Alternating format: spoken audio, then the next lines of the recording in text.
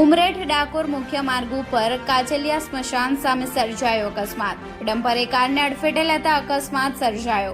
Overtake કરવાની ઉતાવળે ડમ્પરે કારને મારી ટક્કર મારતા કાર વીજપોલ અને ડમ્પર વચ્ચે દબાઈ ગઈ હતી અને કારમાં બેઠેલ બે ઇસમો થયા ઇજાગ્રસ્ત અને ફસાઈ ગયા હતા.